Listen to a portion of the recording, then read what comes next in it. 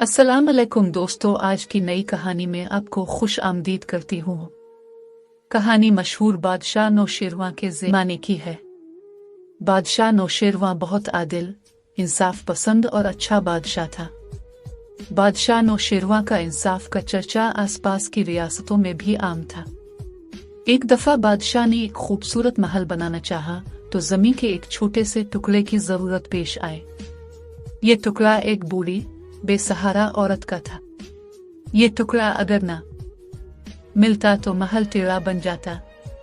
चुनांचे बादशाह नौशेरवां ने अपने वजीर को बूढ़ी औरत के पास भेजा ताकि जमीन का कुछ किया जा सके, मगर वजीर को खाली हाथ लौटना पड़ा। बूढ़ी अम्मा ने जमीन का छोटा सा टुकड़ा देने से साफ इनकार कर दिया। बादशाह नौशेरवां ने वजीर कोई दफा भेजा मगर बूढ़ी अम्मा मानने को तैयार ही नहीं हुई। जब बादशाह नौशेरवां को यकीन हो गया कि अब अम्मा किसी सूरत मानने वाली नहीं, तो उसने कहा कि महल टेढ़ा ही बना दिया जाए। जब महल बन गया तो बूढ़ी औरत बादशाह की खिदमत में हाजिर हुई और कहा कि बादशाह सलामत, मेरी जमीन हाजिर है।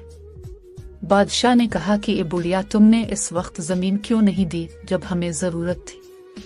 औरत ने जवाब दिया कि बादशाह सलामत, मैं आपका रवैया कहना चाहती थी कि आप मुझे गरीब बेआसरा बुढ़िया के साथ कैसे पेश आते हो, और खुदा का शुक्र है कि आप इस इम्तिहान में कामयाब रहे हैं।